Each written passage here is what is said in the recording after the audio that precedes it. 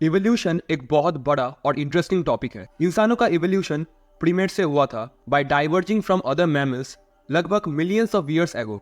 Similarly hacking का evolution भी छोटे मोटे प्रैंक कॉल से शुरू हुआ था, जो आज के डेट में रैंसमवेयर जैसे बड़े अटैक्स तक पहुंच गया है। Without knowing the history and past, हम मॉडर्न अटैक्स और उनकी इवोल्यूशन को समझ नहीं पाएंगे। From phreaking to digital bank heist, today we will delve into the origin, evolution and current scenario of hacking, hackers and cyber attacks. Disclaimer: This video is for educational purposes only. मैं किसी भी गलत या illegal activities को promote या endorse नहीं करता। किसी के बिना उनके सिस्टम को एक्सेस करना एक अपराध है। एथिकल साइबर सिक्योरिटी प्रैक्टिसेस को बढ़ावा दिया जाता है। What is hacking? इमेजिन कीजिए आपके देश के प्रेसिडेंट के पास एक सीक्रेट बॉक्स है जिसमें देश के न्यूक्लियर मिसाइल्स को एक्सेस एंड कंट्रोल किया जा सकता है। उस बॉक्स में एक खास लॉक लगा है जो सिर्फ एक स्पेसिफिक चाबी से ही खुलता है, जो हमेशा प्रेसिडेंट के पास होती है।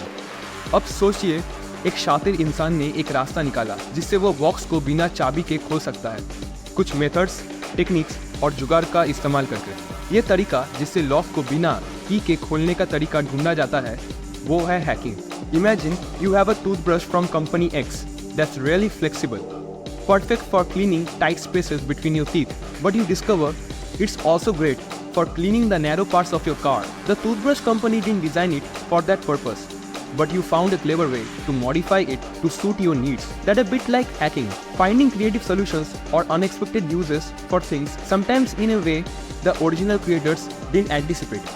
Bug bounty. अब हम एक इम्पॉर्टेंट बात पे चर्चा करते हैं, हैकिंग। सबसे पहले समझिए कि बिना किसी की अनुमति के उनके सिस्टम या डेटा को हैक करना गलत है।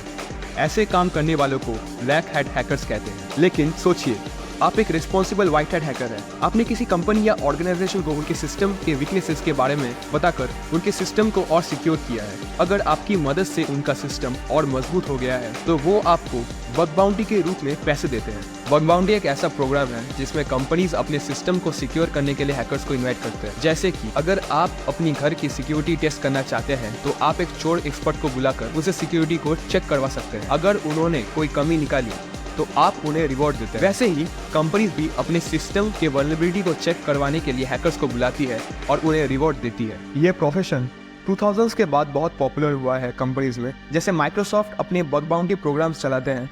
अगर कोई हैकर उनके सिस्टम को हैक कर लेता है तो उन्हें बड़ी रकम तक का इनाम मिल सकता है। एक ऐसा ही इंसिडेंट हुआ था अर्जेंटीना के 19 साल के सैंटियागो लोपेस के साथ, जिसको HackerOne से $1 मिलियन का बाउंटी मिला। बग हंटिंग ये एक ऐसा हिस्सा है हैकिंग और साइबर सिक्योरिटी की दुनिया में जो हमें बहुत एक्साइटमेंट और अपॉर्चुनिटीज प्रोवाइड करता है। बग हंटिंग का सिंपल मतलब होता है कि हम फ्लॉज या मिस्टेक को ढूंढते हैं जो कंप्यूटर सिस्टम या सॉफ्टवेयर में होते हैं और फिर उन्हें सुधार कर सिक्योर बनाते हैं। ये एक ऐसा काम है जो बहुत लोगों को अट्रैक्ट करता है और उन्हें रिवॉर्डिंग कैरियर अपॉर्चुनिटी देता है। Types of hackers. बहुत लोग समझते हैं कि हैकिंग में बहुत सारे डिविजन्स होते हैं, लेकिन मुख्य रूप से 3 प्रकार के हैकर्स को डिफाइन किया जा सकता है।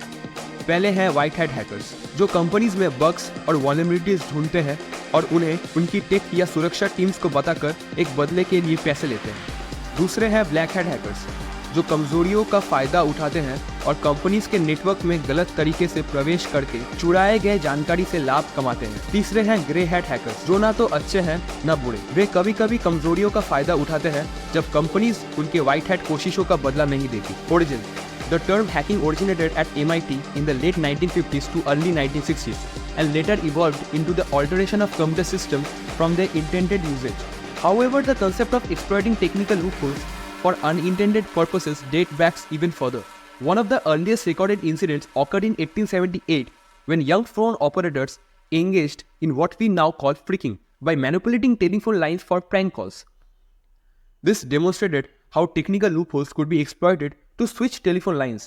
When students at prestigious institutions like MIT began experimenting with altering trend sets, they were referred to as hackers, marking the beginning of the hacker culture.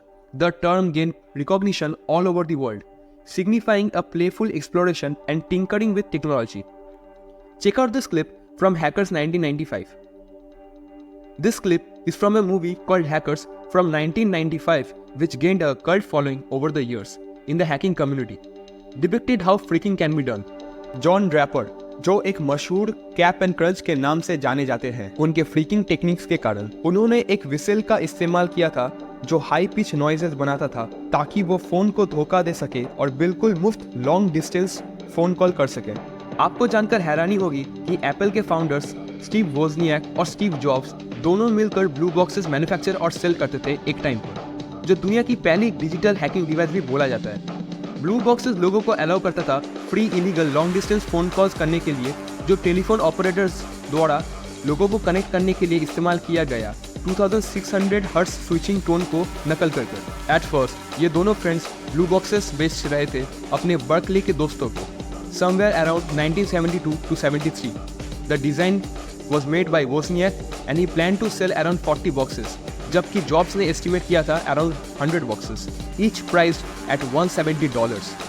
ये ऑलमोस्ट कॉट हो गए थे बाय द पुलिस बट बच गए somehow. मुझे भी shock हुआ जब मैंने ये सुना। फिर 4 साल बाद इन्होंने एप्पल को लॉन्च किया, जिसका वर्थ है अभी more than $2 trillion as of March 8, 2024। During an interview in 1995, Steve Jobs said, "Experiences like that taught us the power of ideas, the power of understanding that if we could build this, you could control $100 billion around the world. That's a powerful thing. If we wouldn't have made blue boxes, there would have been no Apple." Curiosity created the hacker. Jigyasa, reasoning, questioning, thinking out of the box, deep analyzing, ideology and perspective. यही वो चीज़ें हैं जो एक hacker को दूसरों से अलग बनाता है। After the dot-com bubble burst in the late 1990s, hacking surged with the rise of personal computers. Notorious hackers like Kevin Mitnick gained notoriety for credit card fraud and illegal wire transfers. If we compare with previous days, आज का scene काफ़ी evolve हुआ है और अब इसके technical ethical uses ज़्यादा बढ़ गए हैं। From vulnerability scanning, pen testing to red teaming. Ethical hacking differs from malicious attacks by one key factor: permission. From curiosity to criminal. पहले के टाइम पे ये चीज़ें as a part of thrill, fun, enjoyment के लिए किया जाता था, बिकॉज तब लोग ज़्यादा क्यूरियस रहते थे क्योंकि ऐसे टूल्स इनएक्सेसिबल थे। लेकिन आज का माहौल अलग है। अभी मनी एक ड्रिवन फोर्स बन चुका है ऐसे हैक्स के पीछे। ये कहा था सी थॉमस ने, जो लॉफ्ट ग्रुप के मेंबर थे जिनका हैकर हैंडल था स्पेस रॉक। साइबर क्राइम में ग्रोथ तब देखने को मिला जब माफियाज एंड गवर्नमेंट इसमें इन्वॉल्व हो गए। वो जितना पैसा हो सके देने के लिए तैयार थे, क्योंकि एक अनपैच्ड बग विंडोज़ में चाहे तो किसी को भी एक बैंक या गवर्नमेंट डेटा का एक्सेस दे सकता था। मूवीज़ और सिनेमा हैकिंग को वो सिंप्लीफाई करते हैं, दिखाते हैं कि 3-4 बार कीबोर्ड पर हाथ घुमाने से नासा को इजीली हैक किया जा सकता है, जो बिल्कुल भी सच नहीं है। अगर आप कभी केस स्टडी पढ़ोगे तो आपको पता चलेगा कि अटैकर्स हैक करने से पहले नेटवर्क्स और सिस्टम में बैठकर बहुत दिनों से देखते हैं कि सब ठीक है या नहीं। जब उनको तसल्ली हो जाती है तब वो अपना काम करके निकल जाते हैं। जब बांग्लादेश में स्टेट स्पॉन्सर्ड हैकर्स ने बांग्लादेश के बैंक को टारगेट किया, तब उन्होंने नियरली $1 बिलियन चुराने की कोशिश की। पर बाद में जब इन्वेस्टिगेशन हुआ तो पता चला कि जो क्रिमिनल्स हैं वो बहुत दिनों से इस जगह पर कंट्रोल जमाए थे। मेरे ये सब कहने का मतलब है कि जब कोई ब्लैक हुडी में अपने लैपटॉप के टर्मिनल पर बैठकर कुछ टाइप करके बड़े बड़े बैंक्स को हैक करके पैसे चुरा रहा है, जो सिर्फ फिल्मों में होता है वो असलियत में नहीं होता।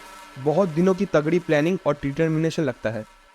Over the years, hacking techniques have become more sophisticated. In the 80s and 90s, attackers targeted modems and personal computers using methods like email phishing and website defacement. But now, in the 2000s and beyond, we are facing advanced threats like credit card fraud, data breaches, which target not just individual devices, but also complex systems like servers and cloud infrastructure. This evolution showcases the growing complexity of cyber attacks and the challenges faced by the investigators in combating them.